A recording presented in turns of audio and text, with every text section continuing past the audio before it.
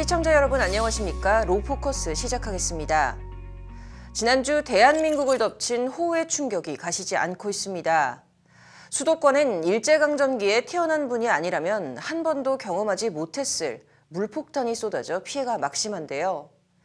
100년 만에 쏟아진 집중호우와의 사투는 일단락된 것으로 보이지만 시민들은 경제적 피해를 두고 보험사와 지자체, 건물주, 아파트관리소 등과 2차전을 치르게 됐다고 합니다. 특히 침수차 피해를 둘러싼 경로는 소송전으로까지 번지고 있는데 시민들뿐 아니라 이들과 다투게 될 상대들도 처절한 싸움에 들어가는 모양새입니다. 로포커스, 이번 주는 물난리를 둘러싼 여러 법적 공방을 취재했습니다. 석대성 기자입니다.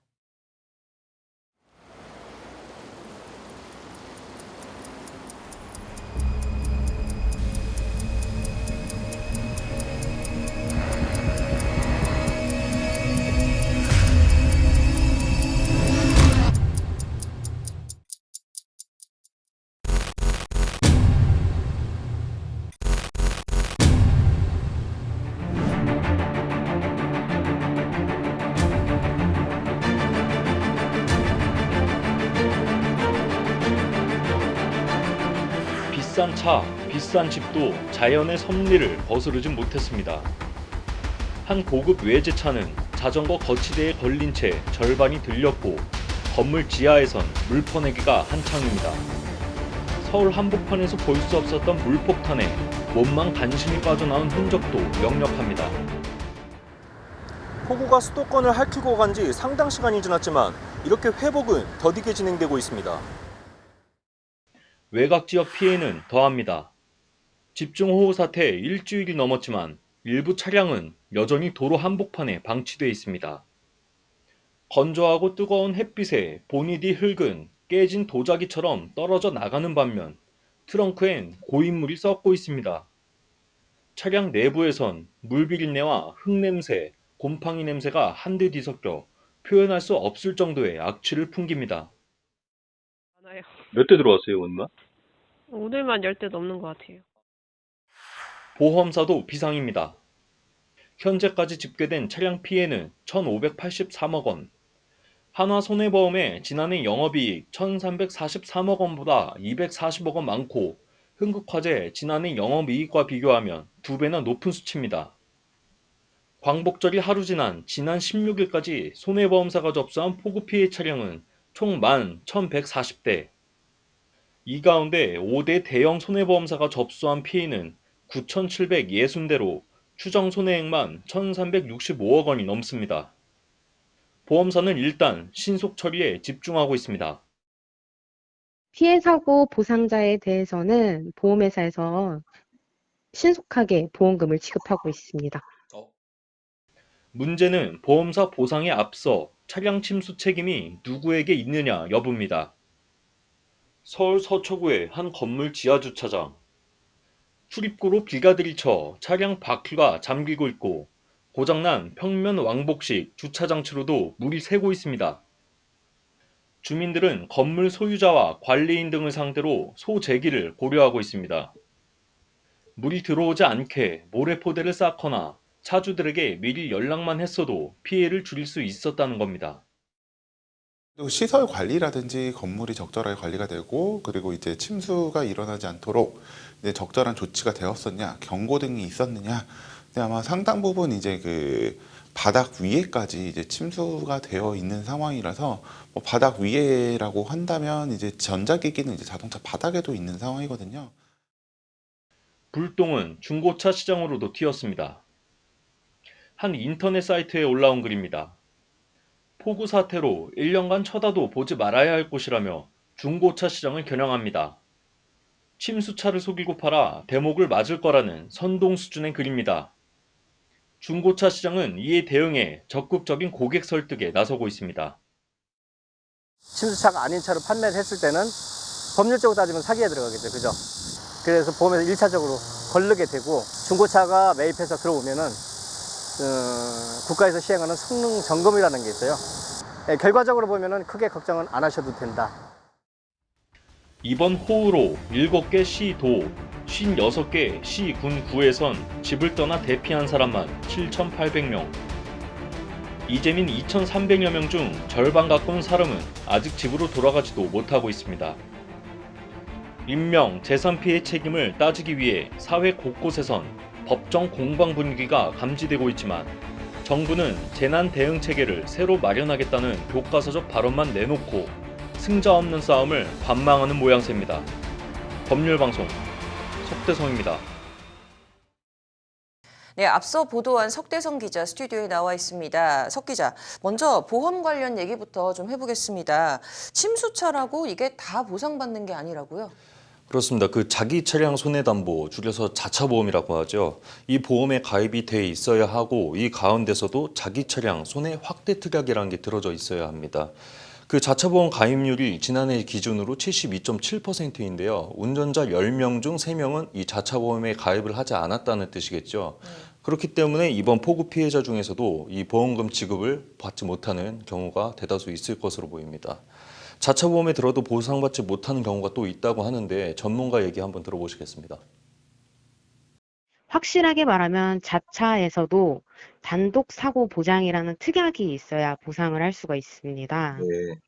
포괄 특약을 가입하더라도 썬루프라든지 자동차 차문, 창문을 열어놓고 주차 시에는 침수 손해로 보지 않습니다. 네, 그렇다면 이 경우 말고도 또 보상을 받지 못하는 경우가 있다고요? 그 영상 하나 보시겠습니다. 그 자동차 한 대가 이 물살을 가르면서 지나가고 있는데 이곳이 이제 경찰이 통제한 구역이라면은 이 차는 침수돼도 보상을 받지 못합니다.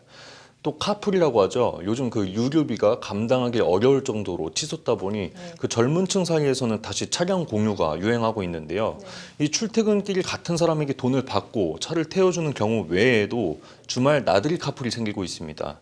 보험사마다 약관이 좀 다르긴 하지만 출퇴근 시간이 아닐 때 카풀 행위를 했을 때도 보상받지 못할 경우가 큽니다. 아울러서 본인 차를 남에게 일정 기간 빌려주거나 다른 사람이 오랫동안 타고 다녔던 경우에도 보상에서 제외될 수 있습니다. 자, 이번에는 그 주민들 집단 소송 관련해서 얘기를 좀 해보죠. 핵심과 쟁점 사안이 있다면 어떤 게 있을까요? 네, 이번에는 사진 하나 보시겠습니다. 지금 보시면 이제 차량들이 차례대로 나가는 모습 보실 수 있을 겁니다. 침수가 예상되자 이 관리사무소에서 차주들에게 연락해서 차량을 밖으로 내보내라고 했기 때문인데요. 이와 반대로 앞서 보도한 건물에선 수혜자들이 관리소로부터 연락도 받지 못했고 또 건물 곳곳에서 물이 새면서 피해가 더 컸다고 호소를 하고 있습니다. 현행법상 자동차 소유나 사용, 관리에 대한 책임은 차주 본인이 지는 것이 맞지만 과실을 야기하지 않은 경우에는 또 얘기가 다른데요. 건물주나 관리자에게 책임을 묻더라도 실익이 있느냐 여부가 관건이 될 것으로 보입니다. 차상진 변호사 얘기 들어보시겠습니다.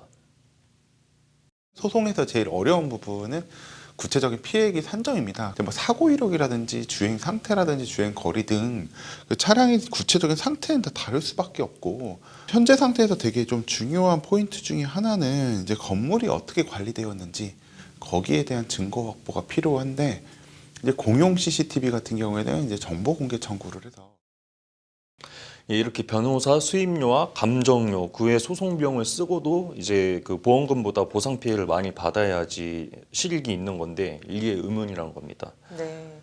자, 중고차 시장에서도 지금 억울함을 호소하고 있죠. 그 일반적인 딜러들은 이제 침수차 팔 생각은 하지도 않고 있는데 지금 뭐 침수차 팔면은 처벌을 강화하겠다. 정부까지 이렇게 나서면서 중고차 업계에서는 되게 황당하다는 입장인데요. 일단 자동차 관리법상 보험사 전손 처리 결정을 받은 차의 경우에는 폐차를 무조건 해야 되고 이를 위반할 시에는 과태료 300만 원 처분을 받게 됩니다. 이 중고차 시장에서는 아예 그 시트가 젖을 정도로 물이 찼다고 하면은 침수차로 보고 이제 팔지 않는데 그 침수차 기준이 무엇인지 전문가 설명 한번 들어보시겠습니다.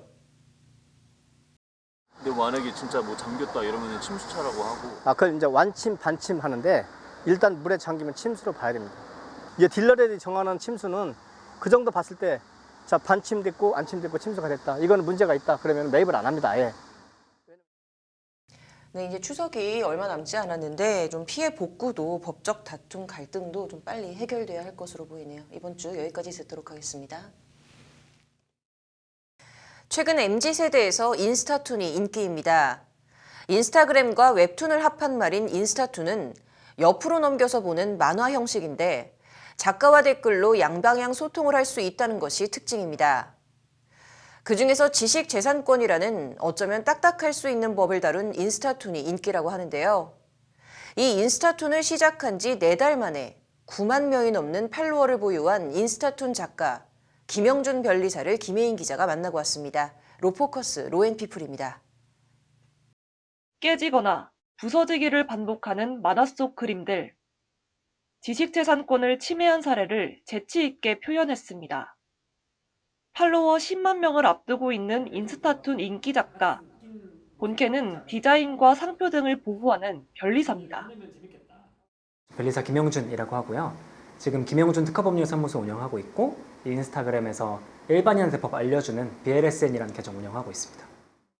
일반인들에게 법을 쉽게 알려주는 전설적인 변리사가 되는 것이 그의 꿈입니다. 개인적으로 전설적인 변리사가 되는 게 꿈이거든요. 이전 세대에서는 큰 로펌을 세우거나 아니면 큰 소송에서 이긴 사람이 전설의 변리사라면 지금 세대에서는 개인적으로는 일반인한테 법을 쉽게 알려주는 사람. 변리사님에서 한 글자씩 다 영어로 표기한 BLSN이라는 이름으로 작가로서의 부캐 인생을 시작한 김 변리사.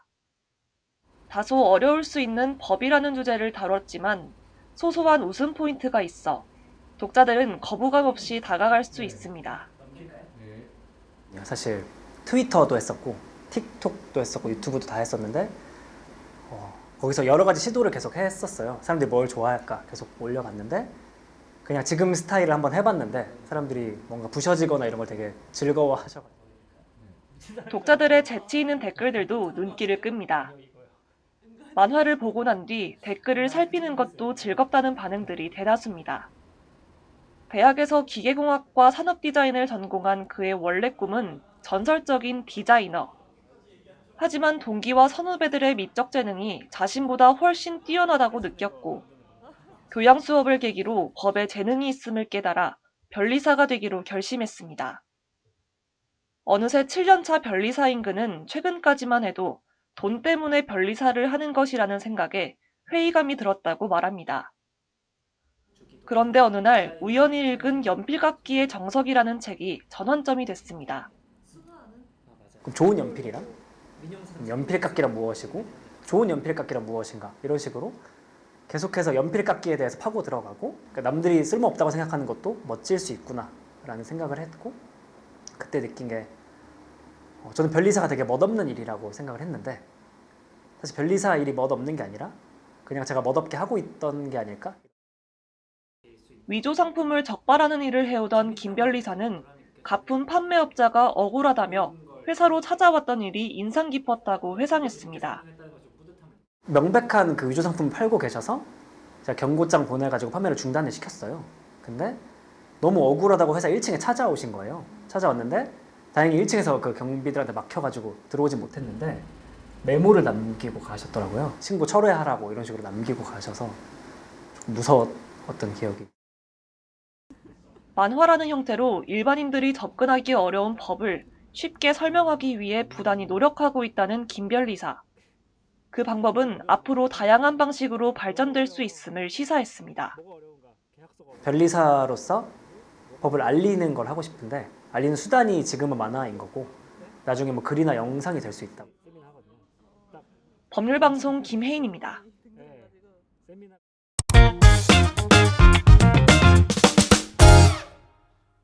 전문가가 말해주는 돈 되는 법. 이번 주에는 직원분들과 기업 모두를 위한 제도인 성과 공유제에 대해서 알아보도록 하겠습니다. 변호사님 어서 오십시오. 네. 세무사님 어서 오세요. 안녕하세요. 자, 이제 최근 기업이 성장할 때 기업의 이익을 단순히 대표나 주주들만 가지는 게 아니라 직원들과도 공유하는 이 성과 공유 기업이 늘어나고 있는 것 같습니다. 자, 변호사님께서 먼저 좀 처음 들어보시는 분들한테 이 성과 공유 기업에 대해서 간단히 설명해 주시죠. 네, 뭐 사업하는 분들이라면 비용 대비 효익, 즉 효율성을 관심 있게 보실 수밖에 없습니다. 이 성과 공유 기업이란 방금 말씀하신 대로 기업이 성과를 근로자와 이제 기업이 공유하는 그런 제도를 의미합니다. 자, 그렇다면은 작년에 뭐 카카오뱅크, 크래프톤 이런 기업들에서 우리 사주로 주식을 지급을 하면서 직원들이 빚을 지고 우리 사주 주식을 구입했다라고 해서 이게 좀 이슈가 된 적이 있는데요. 이것도 성과 공유의 한 유형일까요? 네, 맞습니다. 최근 카카오뱅크와 크래프톤이 다시 주목을 받고 있는데요. 딱 작년 이맘때쯤이었을 겁니다. 카카오뱅크와 이제 크래프톤이 상장을 하면서 우리 사주 조합을 통해 가지고 직원들이 주식을 구입할 수 있는 기회를 좀 제공했거든요. 그래서 카카오뱅크 같은 경우에는 평균적으로 직원 한 명당 약 4억 9천, 약 5억 정도의 금액의 공모주를 참여를 했다고 해요. 그래서 주식이 이제 공모가에서 작년에는 워낙 주식 시장이 좋았기 때문에 공모가 이제 135% 상승하면서 직원들의 속칭 이제 대박을 났다라고 표현을 좀 됐었었는데 이렇게 이제 근로자들에게서 이제 법인의 주주가 될 수 있는 기회를 제공하면서 직원들에게 급여가 아닌 형태로 이제 복리후생을 제공하면서 근로 의지도 향상시키고 애사심도 높이겠다고 하는 게 성과 공유제의 가장 큰 장점이라고 좀 말씀드릴 수가 있겠습니다. 네, 저 이런 역효과를 생각하면은 차라리 이 성과제 같은 금전으로 바로 지급하는 게 좋은 건 아닐까라는 생각도 좀 드는데요. 이 최근 사내복 근로복지기금이 유행을 하고 있다고 합니다. 이거는 어떤 걸까요? 네. 근데 이제 사내근로복지기금이라는 것은 회사가 성과급을 직원에게 지급하는 것이 아니라 기업 외부에 이제 사내근로복지기금이라는 별도의 법인을 설립하고 이 사내근로복지기금 법인에서 이제 근로자에게 성과급 등을 제공하는 것입니다. 그럼 결국 성과급을 지급하는 것인데 기업에서 직접 지급하는 것과 차이가 무엇인지 궁금하실 텐데요. 기업에서 이제 지급을 하게 되면 이제 거기에다가 그 근로자 부담분과 그다음에 이제 사업주 부담분의 그 사대보험료 등이 이제 부과가 되는데요. 근데 이제 사내근로복지기금에서 부과를 하게 되면 이제 이런 것들이 부과가 되지 않는 어떻게 보면 이제 뭐 프라이빗 섹터에서 그 퍼블릭 섹터로 나가는 그런 비용이 이제 줄어든 상태에서 이제 지급이 가능하다. 어떻게 보면 즉 그 근로자가 받는 혜택은 동등하면서도 이와 관련된 비용이 좀 줄어드는 그런 효과가 있기 때문입니다. 자, 이하 이 4대 보험료와 세금이 이제 부과가 되지 않는다면 좀 저희 같은 근로자들한테는 굉장히 좋은 제도인 것 같기도 합니다. 자, 어떻게 하면 이거를 설립할 수 있고 어떻게 하면 또 활용할 수 있는지 좀 세무사님께서 구체적으로 알려주시죠. 네, 맞습니다. 최근에 실제로 저희가 설립을 좀 진행 많이 하고 있어서 구체적으로 좀 차근차근히 설명을 좀 드리도록 하겠습니다. 말씀하신 것처럼 사내근로복지기금은 기업에게도 이제 혜택이 있지만 근로자에게도 큰 혜택이 주어지거든요. 그래서 설립을 할 때부터 기업의 대표와 근로자가 동등한 수로 설립을 준비를 해야 됩니다. 그리고 첫 단계가 이제 설립준비위원회부터 그렇게 되거든요. 예를 들면 이제 근로자 측에서 한 명의 대표자가 나왔다 하면 회사 측에도 한 명의 대표자가 나와서 이 사내근로복지기금에서 적립된 기금을 어떻게 활용할지에 대해서 처음부터 계속 같이 합의를 하면서 정리를 해야 됩니다. 그래서 기금의 자금을 어떻게 운영을 할 것인가, 그리고 우리가 이거를 어떻게 사업 계획을 지출을 할 것이냐, 그리고 우리가 이 사내근로복지기금도 하나의 법인이기 때문에 이 법인의 정관의 구성을 어떻게 할 것이냐에 대해서 하나하나씩 차근차근부터 설립준비위원회에서부터 준비를 하게 되고요. 이걸 통해서 사내근로복지기금 설립을 하게 된다면 지방노동관서에서 인가를 받게 되어 있습니다. 인가를 받으신 후에 사내근로복지기금이 일종의 설립이 된 거고요. 그 후에 이제 세법적으로 좀 말씀을 드리면 사내근로복지기금이 인가를 받았다 하더라도 반드시 사업자 등록증을 하지 않고 비영리법인 형태로 현재는 많이 운영되고 있습니다. 그 이유가 그 사내근로복지기금은 말씀드린 것처럼 어떻게 이제 기금을 일종의 지출하는 형태의 법인이거든요. 어떠한 새로운 수익 활동이나 새로운 뭐 돈벌이를 하는 건 아니기 때문에 세법적으로 반드시 사업자 등록증을 내야 될 의무가 있는 건 아닙니다. 그래서 수익 활동을 하지 않고 오히려 비영리법인 형태로 운영이 되고 있는 게 현실적으로 지출이다 말씀을 좀 드리고 있습니다. 이렇게 설립이 된 게 이제 사내근로복지의 기반적인 거고요. 지출을 위해서는 아까 처음에 말씀드린 것처럼 우리가 회사 내에서 설립했었던 목적에 관해서 지출을 해야 되는 거고, 그렇기 위해서 저희가 뭐 일종의 일시다발적인 형태로 지출을 하시기도 하고, 아니면 저희처럼 이렇게 시즌 업무가 좀 있는 경우에는 끝나고 나서 뭐 워크샵이나 아니면 창립기념일에 어떤 행사를 하고도 하거든요. 그런 비용을 지출하시는 데도 많이 좀 활용하고 있다라고 말씀드릴 수가 있겠습니다. 네. 자, 이렇게 좋은 혜택을 주는 거면은 반드시 지켜야 할 의무 같은 것도 있을 것 같습니다. 어떤 점 유의해야 될까요? 네, 뭐 사내근로복지기금 취지대로 이제 직원들을 위해서 이용하는 것이 아니라 대표님들께서 이제 가끔 좀 제도를 남용하는 경우들이 있습니다. 네. 예를 들어서 이제 직원들이 복리후생 목적으로 지출하는 게 아니라 대표님이 개인적인 용도라든지 이제 본인이랑 좀 관련된 일부 분들에게만 이제 지출을 하는 뭐 그런 사례들이 좀 있고요.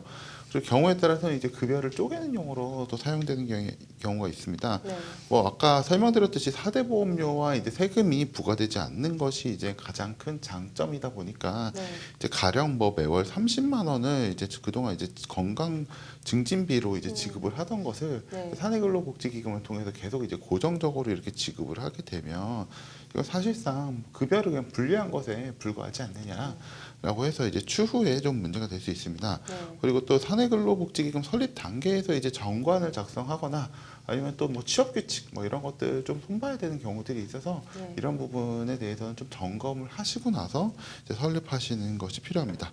그리고 마지막으로는 인가받은 뒤에 이제 1년에 한 번씩은 이제 지출 보고서를 제출해야 되는 좀 번거로움이 있습니다. 네. 아까 이제 세무사님 말씀하신 것처럼 영리법인은 아니지만 뭐 법인세 등을 신고하거나 재무제표 등을 뭐 이렇게 신고할 필요는 없습니다. 네. 하지만 이제 정확히 지출을 하였는지는 아무래도 혜택이 있는 곳에는 언제나 책임과 검사가 따르듯이 1년에 한 번씩은 제출을 해야 됩니다. 네. 만약에 이것을 제출하지 않으면 이제 100만 원의 과태료가 부과될 수 있으니까 네. 꼭 체크하실 필요가 있습니다. 네, 자, 역시나 단순히 설립을 하면 안 되고 전문가들의 꼼꼼한 검토가 필요한 부분인 것 같습니다. 자, 마지막으로 세무사님, 사내근로복지기금을 다양한 분야에서 좀 활용을 하고 있다고 해요. 자, 어떤 것인가요? 네, 말씀드린 것처럼 사내근로복지기금이라는 제도가 최근에 이슈가 되면서 이걸 좀 다양한 방법으로 좀 활용을 좀 하고 있습니다. 이제 속칭 이제 컨설팅이나 뭐 외부에서 업체를 통해 가지고 사내근로복지금 일종의 오너 리스크를 없애는데 많이 활용을 좀 하고 계시거든요. 예를 들어서 기업 내부에 가지급금이라는 큰 걱정거리가 있었었는데 이거를 마치 사내근로복지금을 도입하면 이 가지급금을 깨끗하게 없앨 수 있을 것처럼 많이 이제 외부의 컨설팅 업체가 그렇게 하고 진행을 하고 있는 건데요.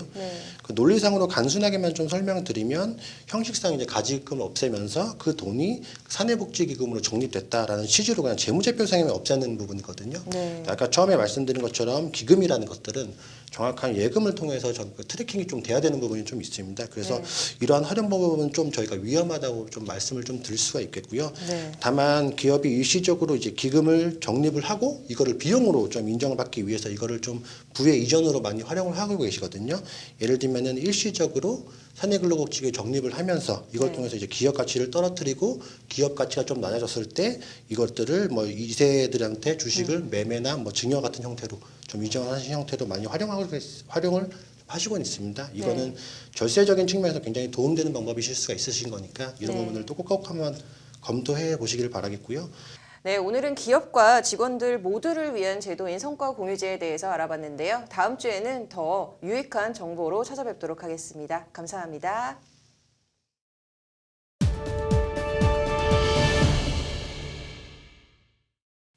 법률방송 로포커스, 이번 주 집중호우에 대한 얘기 전해드렸습니다. 100년 만에 기록적인 폭우가 쏟아지면서 중부지방을 비롯한 전국을 삼켰습니다. 이로 인한 주택, 농경지, 차량 등의 침수 피해가 대단히 컸는데요. 특히 이번 중부권의 집중호우로 서울 관악구 신림동 반지하 주택에 거주하던 일가족 3명이 참변을 당했고 동작구 상도동에서도 주택이 침수돼 반지하에 살던 1명이 숨지는 안타까운 인명피해도 발생했습니다. 이 같은 기후재난이 우리 사회 취약계층에게 더 가혹하다는 사실을 다시 한번 확인시켜주는 계기가 된 셈인데요. 향후 기후변화가 가속화됨에 따라 이번과 같은 국지적 집중호우 등의 기후재난은 계속해서 우리를 찾아올 가능성이 큽니다. 이에 정부와 지자체들은 앞으로 또 발생할지 모를 치수 대책을 하루빨리 세워야 될 것이며 근본적인 방제 시스템을 기후위기 시대에 맞게 개선하는 노력이 필요해 보입니다.